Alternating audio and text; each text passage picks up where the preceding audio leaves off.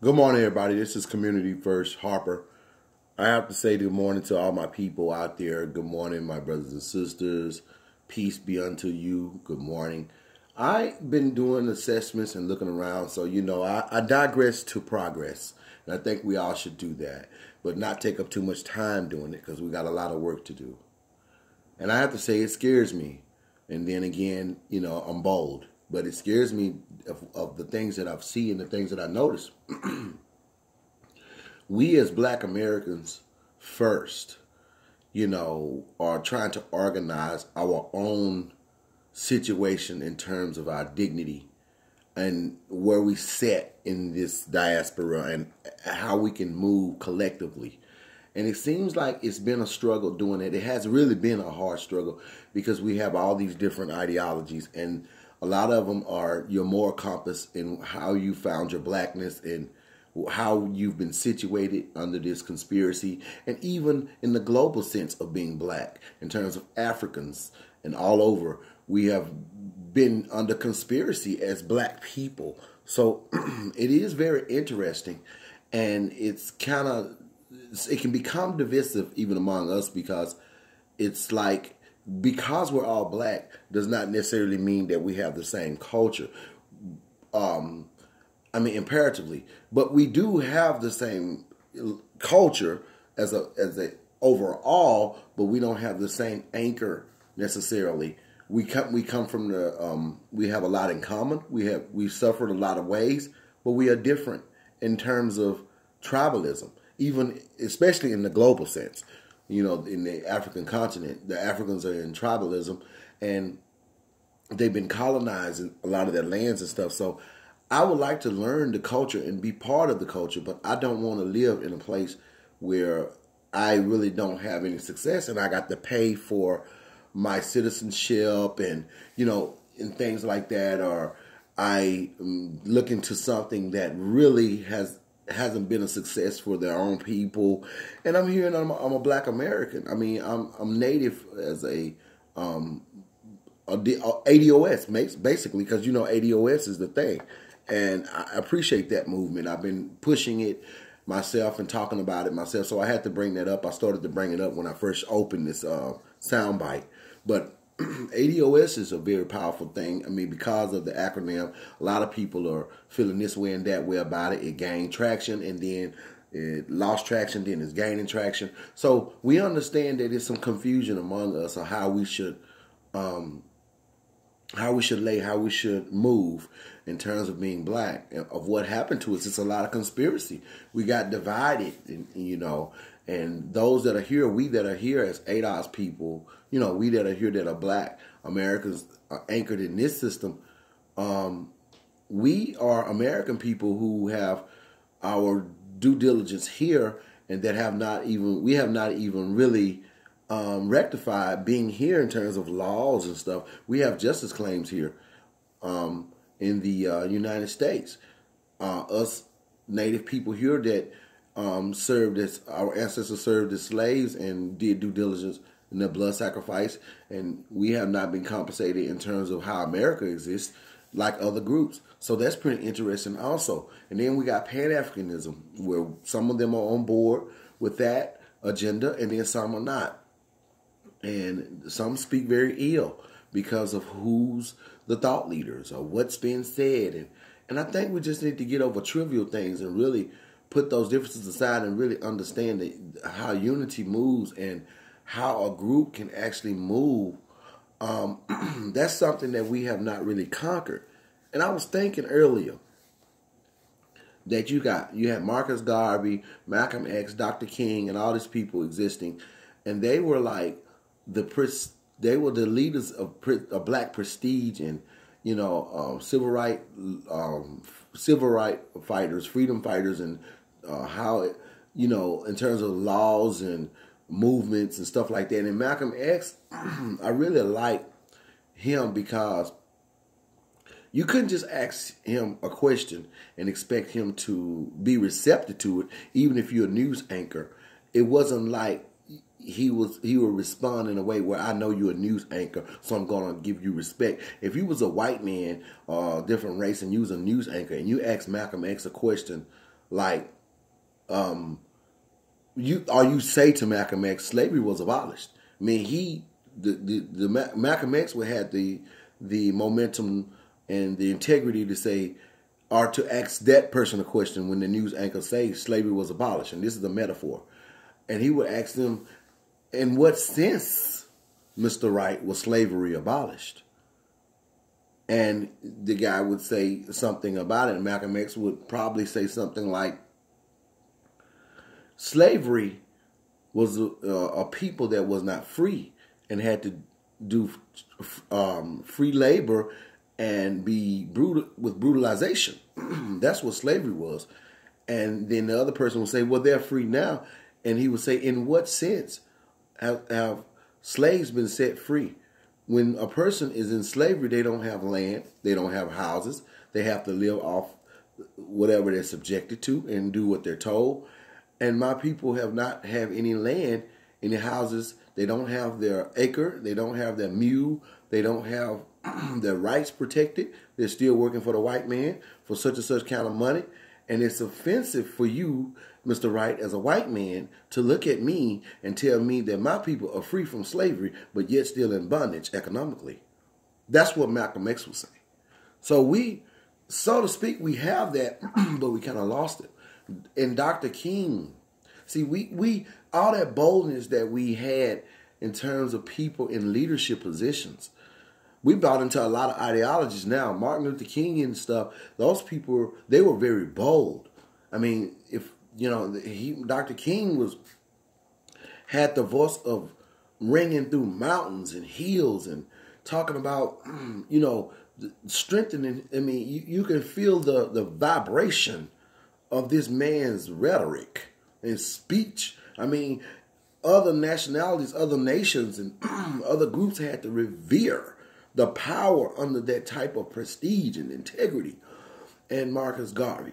I mean, we got to realize that Christianity is, you know, I was born and bred into Christianity.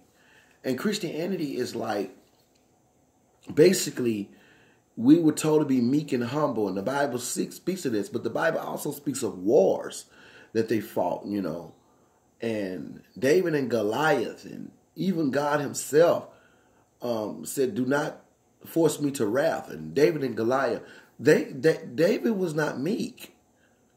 David was not meek.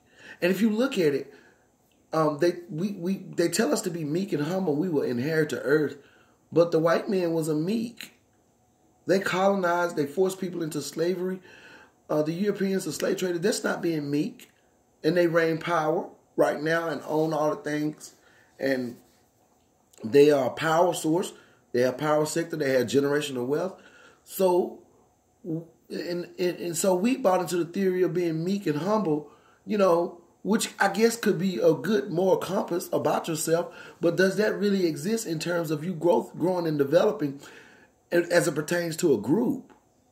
I mean, not to say go out and hurt anybody or start a war or anything, but just how we be receptive of chiming into what's spirituality. Do we need to understand when to be weak and when to be meek and humble? This is the Christianity, and you know, and I don't argue with Christianity very much, because in terms of praying to Jesus and stuff like that, that stuff worked for me. I mean, he's been like, the God that I serve has been there for me. So I can't say that it's not true that he doesn't exist. But I do know for a fact that Christianity was also used to enslave my people. So we have not totally figured it out. And the African God is the same God everybody else has, but we have a different access, I believe, as Africans of culture to our God. Because we even talk to our ancestors and we have a more spiritual appearance in terms of us in psychology. We are more spiritual people. So did we lose our prayer life? Did we lose our sanctuary in terms of how we should access our God? And did they put something in us using Christianity that we bought into that's not effective? I'm not saying that Christianity doesn't exist, but did they put something in Christianity that wouldn't be effective for us to collectively move forward together. Because the churches are doing this, doing that. And I understand Jesus, and it's a great thing. And you tend to reflect positivity inside your religions. You got the Nation of Islam, you got the Hebrew Israelite, you got Jehovah's Witnesses. I mean, we reflect a positive light in terms of religion, and we stay out of trouble and different things of that nature. But we don't have unity. We are all going in different ways, in different spaces. And I think Christianity is what really divided it. It divided us in terms of a group and religion and how we should be more compassed, and it divided us spirituality. So it divided us in that sense. So we don't have any unity. We're not a united front. And that's the problem. And then we got inserted with all kind of conspiracy. So we've been looked upon, images being perpetuated on each group. The Africans, poor, fighting flies, being colonized. Then we over here turning, they call us where we violent against one another. A bad image, non-receptive image, image of uninviting image where we selling drugs, walking with our pants down, victim of a war on drugs, which was also inserted in our communities. So we got inserted.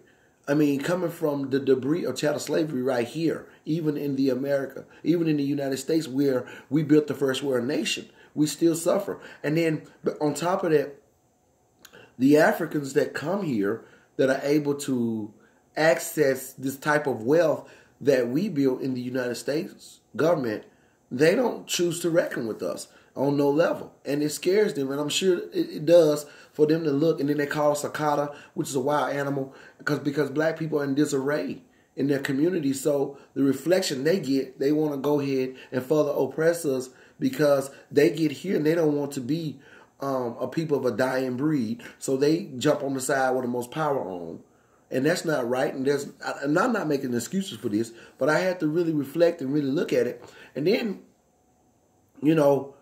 you got them doing that, and a lot of them do it for no reason at all, which is very unacceptable. And, we choose to not be receptive to them because they have not reciprocated the same type of loyalty. Because we was trying to be their brothers and sisters. When we looked upon them like, oh my God, the Africans are here. And we got our face broke a lot of times, even in person. They would look at us or be reluctant to talk to us or speak to us or treat us any kind of way in their businesses. And we thought, dang, this is how they look at us? We didn't even know. Their parents from Trinidad telling them not to associate with black Americans. And a lot of us are very dignified people. We go to college. We did a lot of things for this United States government where they're able to access this type of environment where it's civilization, so to speak, in terms of being in Africa. Now, Africa is a beautiful continent. It's a beautiful continent. There's beautiful countries in Africa. However, for the most part, they're being in colonization and they're in tribalism. So, and then they want to charge you for your citizenship or laugh you out the embassy because you go and telling them as a Pan-African that you have been kidnapped from your homeland, and where you live, they see you 3/5 of a human. So they tell you you're not African, you're American. So you have to pay for citizenship. But there was one time Ghana was trying to, you could go back to Libya or Ghana or something happened. And there's another conspiracy up there. We are the people that have been under the most conspiracy I've ever seen in my entire life. And we have to really take that into effect. Now, I understand Yvette Cornell and ADOS and Antonio Moore was not separating the Africans. They were talking about the animosity that we had to experience further being oppressed by the Africans who access the power and accessing the whiteness that's here in the United States. That's really happened to us. And they were talking about that, and then it went into a rant, and everybody started going back and forth with each other. No one said that the Africans could not support us or be a part of this movement, ADOS. It was just the way they took it. And now everybody taking it and run with it. And the Haitians and the Jamaicans, everybody who came here benefit from the work that we put in as black Americans. And we wanted them to support us and understand that you need to stop referring to us or subjecting us to some type of failure or some people you shouldn't reckon with. And we don't like that. That's not fair for us to have to endure this from our own people because of the perpetuation of the fourth branch of government in our society. And y'all should be smarter than that, a lot of you guys. You guys go to college, you know. So it's really a conspiracy, and I try to balance this out so that we can try to come to some kind of common ground as Black Americans. And people, you know, talking about us, saying we got a low IQ and different things like that in this system because of how we've been anchored. We don't have low IQs. People with low IQs do not get on television and run TV like Oprah did, even though she had sort of way denounced her blackness and she doesn't reckon with her own community. She's still smart. Bill Cosby was America's dad. Tiger Woods, somebody who say they're not black. People who denounced it went out and showed everybody how to play golf. I mean, Martin Luther King Jr. didn't have a low IQ. Mary Jane McLeod Bethune didn't have a low IQ. Madam C.J. Walker didn't have a low IQ. What are y'all talking about when you say blacks have a low IQ and Asians are over here getting the clout of being smart and they can't even drive a car? And then you got the whites and the Asians saying they're smart because they have access to community for them to be guided into these high curricular performances. And they have not been mishandled in terms of education. They have been oppressed and locked out the room. We don't have low IQs. And people saying all of that. So we are under a great perpetuation. I mean, it's a conspiracy of identity and a conspiracy of our economic wealth, a conspiracy of our inheritance. Every other group has gotten reparations except us in this society. And it's really something. I don't know why we're here. So the Hebrew Israelites seem to think that it's a religion and it's time to reign success now. It's already been 400 years we've been enslaved in captivity.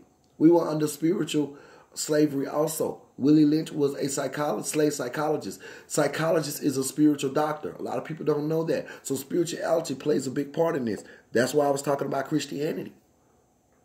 So people get offended when you go up against their moral compass. But then you can't learn if you're not open-minded. You don't have to change your Christianity or believe what I'm saying, but at least be open-minded enough to do an internal assessment, to try to see where you fit at in these talking points. That's what our problem is also. We don't like talking to each other. We try to over-talk each other, and then we really cling to our own ideology and opinion in terms of our group, our religion, and different things of that nature. But I revere Yvette Cornell and Antonio Moore for what they're doing in terms of American DOS, because I really feel that this government owe us. This is our home. This is our jurisdiction where we did due diligence. It's the first world nation, and every group have been compensated in that particular sense. So why can't we be? And why can't we repair our communities right here? Why we got to be running all over the global diaspora trying to find our blackness and look for, we can go to these places, but not being forced to them because we can't do something here or how we've been treated here, running around. We can still go home or to Africa or wherever we want to go, but this is our home. I mean, of course, we've been here 400 years or more. But what I'm saying is, let's do diligence. First, let's go with orderly. A neat and more methodically arranged. It's neatly and more methodically arranged. That's the definition of orderly. So let's be in orderly. And I think that's our problem, is being in orderly. And we can't when we not in unison, when we're not a united front. And that's the problem. And I think what ADOS did is gain some traction and got us all talking. Even if people have got on board and jumped off board, it still put us in a place where we reckoning with each other and we gain constituency, and we come into the round table of discussions. After that, gain some type of traction because politicians start regurgitating our talking points. So we realized that we were making noise. So I think that has a lot to do with us speaking the way we're speaking now. I mean, pretty much everybody's been talking about reparations for years, the different spaces of it. And people are butthurt about how it's being presented. But for the most part, we need to be thankful that something is being presented in our favor so that we can move forward. Everybody gaining commentary, gaining business through YouTube, Instagram, coming up with their intellectual presence, their expertise. We're jumping on board with that. But we need to stick together. Somebody needs to set the tone. And we feel like we have to be we can't afford to be divisive among each other. We cannot afford that. It's not to hurt anybody, go out and kill people, or put the white man down. But listen, we can be constituents with them, but we can't afford. But we have to first be ourselves. We're black people, you know. They got to first be themselves. You don't see them fighting each other. I mean, you do see school shootings and stuff, and they have been dying from opiate crisis. I don't know why. I guess it's because, you do wrong and it comes back to hunt you. But a lot of white people can be our constituents as well. A lot of white people subconsciously practice racism. Some don't. Some make a choice not to remember that you're not supposed to do that, like Jane Elliott. I mean, you got good white folk, but then again, they can exercise their power at any given moment because they are the powers that be. That people did basically colonize and basically overtake the system and everything, and were slave traders. So they can use their power at any time, of course. However, I don't know about being in this system. We got to first reckon with this government, especially if Africa is charging us for citizenship. We got to think about all that. We don't have no power sector. They didn't want to put Harriet Tubman on the money because that would represent a black icon in terms of power. So we got to know that too. But in our vote, I don't know if I'm going to be voting Democrat at all. I'd rather see Donald Trump in the office than I keep voting for the benign and neglect. People lying and gatekeeping. That's disgusting. If you're going to be racist or anything, be transparent about what you're doing. At least he was trying to keep our country from being manipulated. And I'm not against people that come from other countries that want a better life here. I'm against the way they're doing it illegally. That's not right. And it's them Latinos coming here illegally too. Everybody deserves a good life, but you don't deserve to come and get my tax dollars before I'm reckoned with. That's common sense. We can't go to no country and do that. And we ain't been reckoned with in our country. We may have cute little endeavors where we got good jobs and stuff, but in terms of our inheritance and then us getting reparations, every other group, I mean, come on. We got to deal with first things first. So that's why I'm going with ADOS. And then if it doesn't really pan out right now, then I'm holding my vote. I'm not voting Democrat until I know it's something that I can vote for. I'm not doing it. I'm not. And I hope, the way I feel, the Republicans haven't been in our favor necessarily. But then again, when they start moving people out the way who were lying and getting over on our system, was protecting us in this America, United States government. So it's a lot to really discuss and talk about. It may have been convoluted and diluted what I'm saying, but I'm trying to be clear because it's a lot of things we need to discuss. But anyway, I've been here 22 minutes. And I just wanted to share some things of how I feel and what I was thinking about in terms of us and community. And I'll come back and I'll talk about the next talk. I just want to talk about the Yvette Carnell and the importance of who she is, Antonio Moore, and how we should respect them as thought leaders of what they have came in contact with. So I'll talk about that next. But I just want to share my opinion on how we are as Africans and African American and stuff like that, and globally. And what I just want to come and talk a little bit. But I hope you've enjoyed my soundbite. And please subscribe to my channel if you have not. This is Harper Community First. Thank you.